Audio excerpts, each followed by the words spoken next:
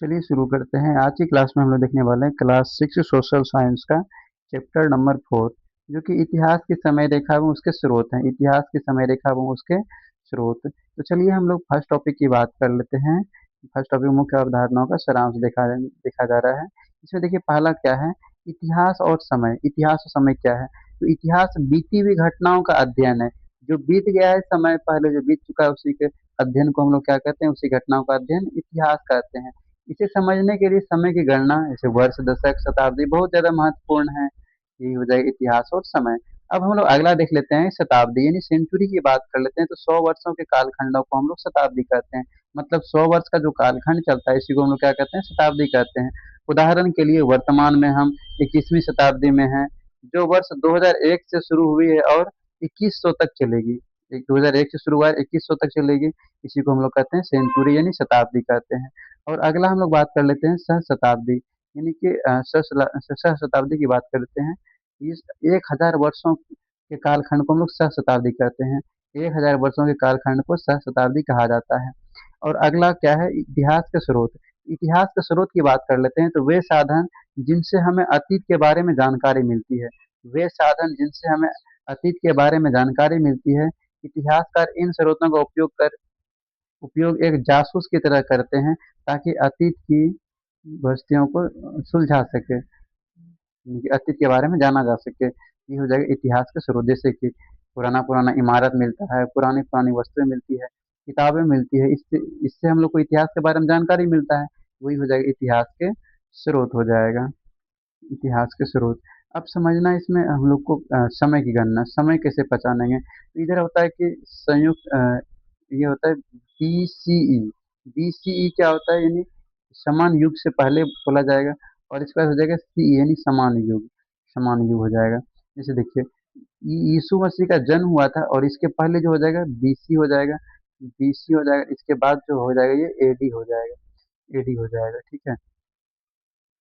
जैसे उदाहरण की बात कर लेते हैं कि ईसा पूर्व की गणना पीछे की ओर होती है, यानी कि तीसरी शताब्दी से ईसा पूर्व से 300 ईसा पूर्व तक, यानी कि 200 सॉरी क्या हो गया है, शताब्दी से में 300 ईसा पूर्व से लेकर 201 ईसा पूर्व तक समय शामिल होता है इसमें। ठीक है, इसके बाद शताब्दी की, यानी शताब्दी और सहस्त्राब्दी देख लेते हैं। शताब्दी में 100 वर्ष होता है, सहस्त्राब्दी में 1000 वर्ष होता है। और 21वीं शताब्दी 2001 से लेकर के 2100 तक चलने वाली है। अभी पूछा जाएगा वर्तमान में कौन सी शताब्दी चल रहा है, तो 21वीं शताब्दी चल रहा है। ठीक है, 21वीं शताब्दी। और सहस्त्राब्दी पूछा जाएगा तो कौन सा हो जाएगा, तीसरी होगा ना सहस्त्राब्दी। तीसरी सहस्त्राब्दी अ, हो जाएगा, हाँ तीसरी सहस्त्राब्दी हो जाएगा, ठीक है। अब चलिए हम लोग देख लेते हैं, अगला टॉपिक देख लेते हैं।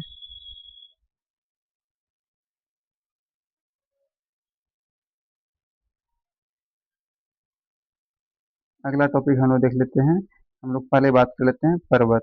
पर्वत तो आप लोग को पहले ही बता दिए थे। पर्वत यानी कि माउंटेन्स की बात कर लेते हैं। तो ये आसपास की भूमि से बहुत ऊंचे होते हैं, और इनकी ढलानों पर अक्सर घने वन होते हैं, यानी जंगल होते हैं।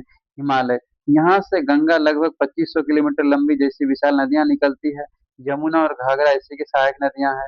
सांस्कृतिक महत्व की बात कर लेते हैं। पर्वतों को पवित्र माना जाता है, जैसे माउंट ये कैलाश कैलाश एवरेस्ट नहीं, माउंट एवरेस्ट। और हिंदू, बौद्ध धर्म, जैन धर्म, यानी बौद्ध धर्म के लिए पवित्र माना जाता है। और अमरनाथ या फिर वैष्णो देवी जैसे तीर्थ स्थल भी यहीं पर है। चुनौतियों और अवसर की बात कर लेते हैं। यहाँ कठोर जलवायु और परिवहन की कठिनाई होती है, लेकिन पर्यटन और पर्वतारोहण के बेहतरीन अवसर भी यहाँ पर मिलते हैं। जैसे ये हो जाएगा हिमालय पर्वत हो जाएगा, ये माउंट एवरेस्ट हो जाएगा, ये अमरनाथ की गुफा हो जाएगा, ये सब हो जाएगा। अब चलिए हम लोग देख लेते हैं, पठार की बात कर लेते हैं हम लोग, ठीक है। ये है पठार, यानी प्लेट्यूब की बात कर लेते हैं। पठार यानी प्लेट्यूब की बात कर लेते हैं। तो ये ऊपर से चपटे लेकिन आसपास की जमीन से ऊंचे उठे हुए भाग हैं। तिब्बत का पठार, इसकी औसत ऊंचाई 4500 मीटर है। इसे विश्व की छत कहा जाता है। तिब्बत को पठार को विश्व की छत कहा जाता है। अगला है दक्कन का पठार। यह भारत के पुराने पठारों में से एक है, जो ज्वालामुखी की सक्रियता से बना था। अगला महत्व की बात कर लेते हैं। तो पठार खनिजों के भंडार होते हैं। खनिज बहुत सारा पाया जाता है यहाँ पठार में।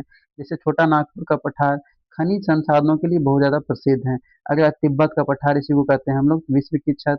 अगला दक्कन का पठार है, इस यहाँ से ये ज्वालामुखी से निर्मित हुआ, ज्वालामुखी से बना है। अगला हम लोग बात कर लेते हैं मैदान यानी कि प्लेन्स की बात कर लेते हैं।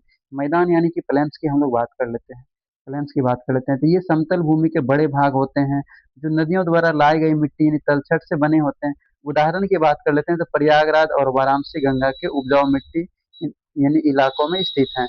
महत्व की बात कर लेते हैं तो यहाँ की मिट्टी उपजाऊ होती है, इसलिए यह खेती या फिर धनी आबादी और परिवहन के लिए सबसे उपयुक्त क्षेत्र है।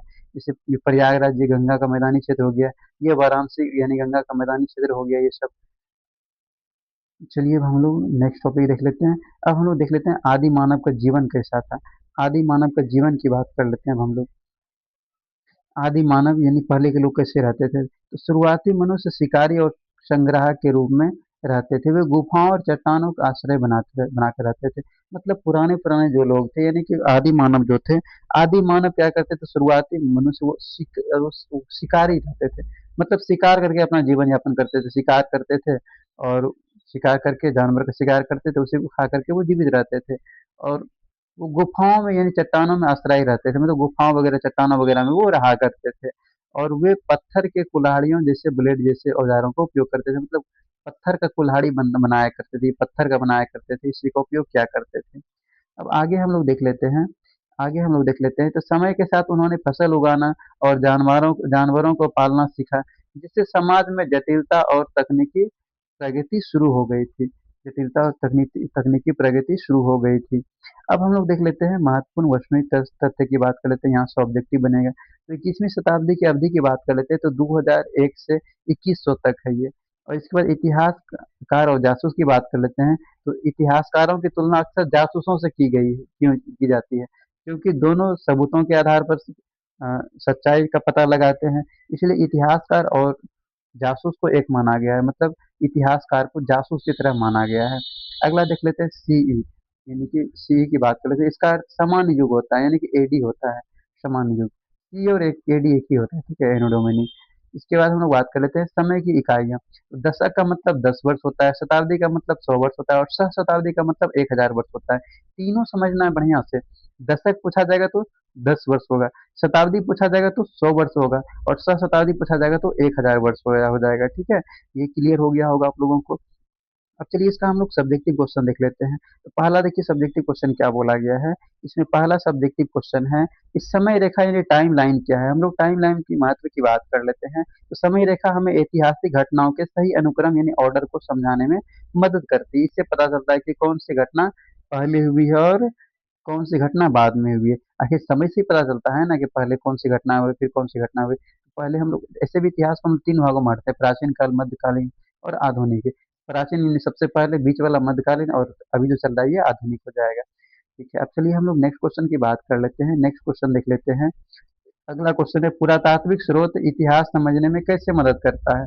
जो पुरातात्विक स्रोत है यानी पुराना पुराना जो स्रोत है, ये इतिहास को समझने में कैसे मदद करता है। तो पुरातात्विक स्रोत जैसे पुराने बर्तन हो गया, औजार हो गया, उस समय के लोगों में रहन सहन और तकनीक और उनकी कला के बारे में प्रत्येक जानकारी देते हैं जो लिखित रूप से में उपलब्ध नहीं है। जैसे कि बहुत सारी चीजें जो लिखित रूप में उपलब्ध नहीं है किताबों में, लेकिन पुराना पुराना चीज मिलता है, मुहर मिलता है, मनका यानी कि बर्तन वगैरह मिलता है, औजार वगैरह मिलता है। इससे हम लोगों को उसके रहन सहन के बारे में कुछ ना कुछ पता चलता है, ठीक है। अब चलिए इसका हम लोग ऑब्जेक्टिव देख लेते हैं। पहला क्वेश्चन है 100 वर्षों के कालखंड को क्या कहते हैं, बताए थे शताब्दी। और वर्तमान में 21वीं शताब्दी किस वर्ष तक समाप्त हो जाएगी, तो 2100 वर्ष में ये समाप्त हो जाएगी। अगला बोला गया है कि इनमें कौन सा पुरातात्विक स्रोत का उदाहरण है। मिट्टी हो जाएगा, बर्तन हो जाएगा, औजार हो जाएगा, ये सब पुरातात्विक स्रोत है। अगला बोला जा रहा है कि आदि मानव रहने के लिए मुख्य रूप से किन स्थानों का उपयोग करते हैं। तो गुफाएं हो गया, चट्टानी आश्रय हो गया, यहाँ पर ये रहा करते थे, ठीक है। इसके बाद एक इतिहास में सीई क्या है, कि बीसी क्या है, यानी कि समान युग से क्या हो जाएगा, पहले हो जाएगी बीसी, या फिर इसी को हम लोग कहते हैं बीसी कहते हैं। और समान युग यानी सीई या तो फिर उसको हम लोग एडी भी कहते हैं। तो चलिए ये टॉपिक बोले, ये चैप्टर भी खत्म हो गया। तो आप लोग को पीडीएफ लेने के लिए व्हाट्सअप करना है 9066009169 इस पर आप लोगों को व्हाट्सअप मैसेज कर देना है। तो आप लोग व्हाट्सअप मैसेज कर दीजिएगा और बता दीजिएगा किसका पीडीएफ चाहिए, तो आप लोगों को पीडीएफ मिल जाएगा, ठीक है।